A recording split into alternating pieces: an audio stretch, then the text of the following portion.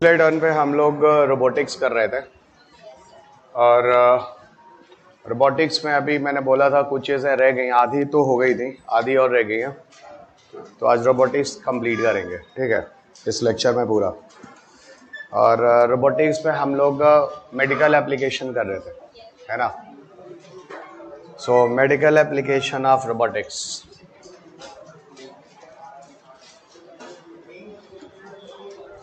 देखो, रोबोट्स के medical application में हम लोगों ने 3 डायमेंशंस देखे थे। एक मैंने कहा था रोबोटिक सर्जरी डिवाइस, और मैंने बात बता दी थी कि रोबोटिक सर्जरी डिवाइस कैसे काम करते हैं। और मैंने एक रोबोटिक सर्जरी डिवाइस का नाम भी लिख दिया था कि अगर ये क्वेश्चन आपके मेंस में आता है तो आप दा विंची सर्जिकल सिस्टम का नाम लिख लेना, ठीक है। दा विंची सर्जिकल, थोड़े नंबर ज़्यादा अच्छे मिलेंगे। वैसे भी there is no question in your paper from robotics in your prelims examinations, so those question UPSC has, it is only and only in your mains paper, okay. इसके अलावा दूसरा हमने देखा था दैट वाज नैनो रोबोट्स। दूसरा हमने देखा था नैनो रोबोट्स, जिनको शॉर्ट्स में हम कहते हैं nanobots. In shorts we are calling them as a nanobots. और यहाँ मैंने कहा था एक एग्जाम्पल ले लेते हैं that you already have seen in the case of artificial intelligence, जिसका नाम था आर्टिवेटिक डेटा लैब, शायद याद होगा। और मैंने कहा था एआई के एग्जाम्पल जो हैं वो रोबोटिक्स में भी यूज़ किए जाएंगे। तो आर्टिवेटिक डेटा लैब, मैं एक इंफॉर्मेशन दे रहा हूँ कि मतलब क्या क्या चीज़ें इनके अंदर आप रख सकते हैं। और तीसरा we can keep here as a prosthetic body parts. तीसरा हम यहाँ ले सकते हैं prosthetic body parts. Prosthetic body parts में अगर आप जाओ तो आपको यहाँ मिलेगा जैसे एक बायोनिक मैन है, वो एक एग्जाम्पल है bionic man, okay, that I will show you, wait, है ना। बायोनिक मैन क्या है? बायोनिक मैन मैं अभी आगे बताऊंगा, वेट। तो प्रोस्थेटिक बॉडी पार्ट्स में बायोनिक मैन है। ये कुछ ऐसे एग्जाम्पल्स हैं जिसको you people will describe in your mains, ठीक है। इनको आपको डिस्क्राइब करना होगा। देखो, पहले तो दा विंची सर्जिकल सिस्टम क्या है? ये एक ऐसा रोबोटिक सर्जरी डिवाइस है, दोज विल डू ऑपरेशंस, और ये इन्वेसिव सर्जरी नहीं है ना। इसके लिए एक टर्म मैं लिख रहा हूँ, it is not an invasive surgery. It is not an invasive surgery, यानी ये बड़े लेवल की सर्जरी नहीं है। So it is not an invasive surgery, ये बड़े लेवल की सर्जरी नहीं है, ठीक है। यहाँ पे क्या होता है, small size of needles will go inside your body and they do all the surgeries and all. छोटे छोटे निडल्स होते हैं, बॉडी में जाते हैं, जैसे नॉर्मल सर्जरी में आपका पूरा स्टमक वगैरह कट करते हैं, निकालते हैं, खोलते हैं, and then do the surgeries and all. तो उसमें काफ़ी ट्रॉमा है, काफ़ी पेन है, हॉस्पिटल टाइम ज़्यादा होगा, एंड आपको लंबे समय रखना होगा। Even post surgical complications, blood transfusions, ये जो चीज़ें होती हैं, that all problem will resolve in the case of robotic surgery, ठीक है ना। तो ये बेनिफिट्स हैं, इनको जब आप पढ़ेंगे एक बार बुक में, सारी चीज़ें मैंने लिखी हैं। इसके अलावा एक बात और बता दूं, रोबोटिक सर्जरी में जैसे आज भारत में बहुत सारे हॉस्पिटल्स हैं, कल मैंने बोला भी था प्रीवियस लेक्चर में, जैसे gall bladder, removal of gall bladders, जैसे आर्थराइटिस, जैसे हिस्टेरेक्टोमी, ये सब ऑपरेशंस हैं। हिस्टेरेक्टोमी जो आज भारत में चल रहे हैं, हिस्टेरेक्टोमी, ये सब भारत में चल रहे हैं, ठीक है। रोबोटिक सर्जरी, इन सबके ऑपरेशंस आज रोबोट से किए जाते हैं। So gall bladder, removal of gall bladder, arthritis, hysterectomy. Hysterectomy removal of ovary को कहते हैं, किसी को ओवरियन यूट्रस कैंसर है तो उस केसेस वगैरह में हिस्टेरेक्टोमी वगैरह यूज किया जाता है। कॉन्ट्रैक्ट के ऑपरेशंस, आंखें, मोतियाबिंद वगैरह जो होती है, गॉट इट। इस तरह के सारे ऑपरेशंस जो होते हैं ये रोबोटिक सर्जरी डिवाइस से किए जाते हैं, गॉट इट। तो एक तो ये मैं आपको जिसके बारे में अच्छा खासा लिख सकते हैं।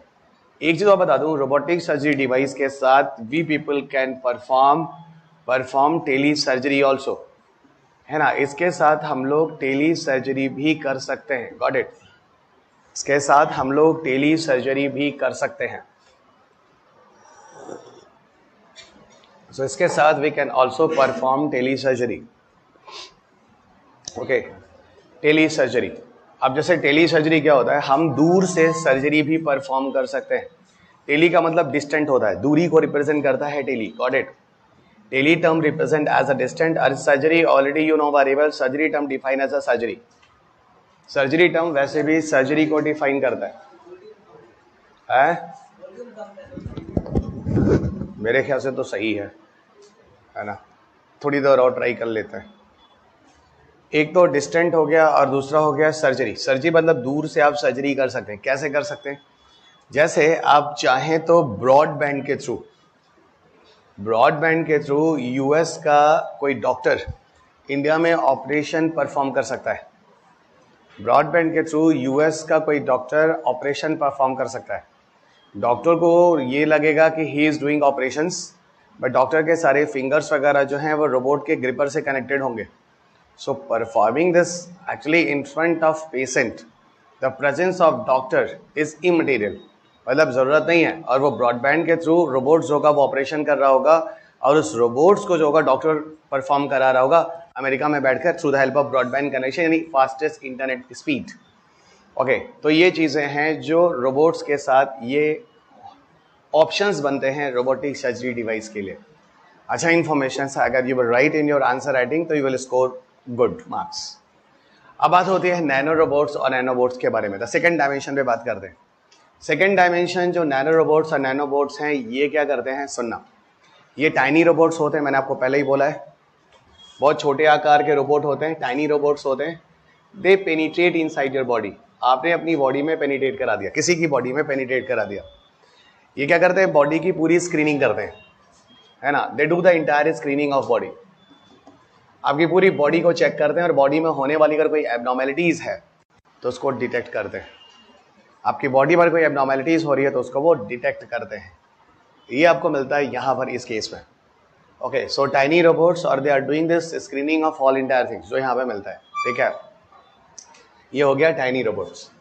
अब सुनो, इसके बारे में ज़्यादा कुछ बोलने की ज़रूरत नहीं. इवन मैंने पीछे भी बोला था इन the case of artificial intelligence में कि अगर कहीं आर्टरीज वगैरह में कोई क्लॉटिंग है तो they can clean them also.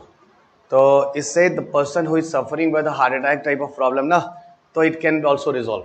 ठीक है, तो ये सारी दिक्कतें यहाँ पर हार्ट पेशेंट वगैरह के क्लॉटिंग वगैरह को भी इन टाइनी रोबोट्स की मदद से हम क्लीन कर सकते हैं. Got it.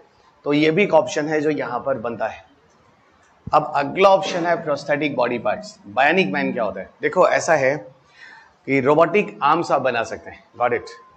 जैसे प्रोस्थेटिक बॉडी पार्ट्स का मेरा कहने का मतलब है आप रोबोटिक आर्म्स बना सकते हैं. आप रोबोटिक आर्म्स बना सकते हैं. आप क्या कर सकते हैं? रोबोटिक आर्म्स बना सकते हैं. ओके, और जो रोबोटिक आर्म्स आप बना सकते हैं इसमें होता क्या है? सुनना. ये जो प्रोस्थेटिक बॉडी पार्ट्स हैं, ओके, ये जो प्रोस्थेटिक बॉडी पार्ट्स हैं ये सारे के सारे एक तरह के रोबोटिक आर्म्स बना सकते हैं. जैसे मान लो किसी के पैर नहीं है, किसी के हाथ नहीं है, तो ये रोबोटिक हैंड, रोबोटिक लेग्स, इस तरह की चीज़ें बनाते हैं. इवन बायोनिक मैन एक तरह का बायो रोबोट भी है, जो मैं अभी आपको दिखाता हूँ. ये एक तरह का बायो रोबोट्स भी है.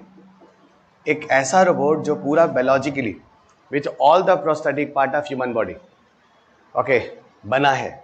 तो बायोनिक मैन को अगर मैं बोलूँ तो मैं ऐसा कुछ कह सकता हूँ, ये एक ऐसा रोबोट है, बायोनिक मैन एक ऐसा रोबोट है which have a robot which have all prosthetic part of human body. यानी ये पूरे प्रोस्थेटिक पार्ट जो होता है, मतलब जैसे किडनी, आईज, ईयर्स, सब कुछ मशीन का बना हुआ है और सब कुछ वैसा ही काम करता है जैसे बायोलॉजिकल ऑर्गन काम करते हैं. जैसे आपकी बॉडी के अंदर हार्ट है तो हार्ट का काम होता है पंपिंग ऑफ ब्लड. तो आपका तो नेचुरल हार्ट है ना, इसके अंदर जो होता है मशीन वाला होता है, वो भी पंपिंग ऑफ हार्ट करता है.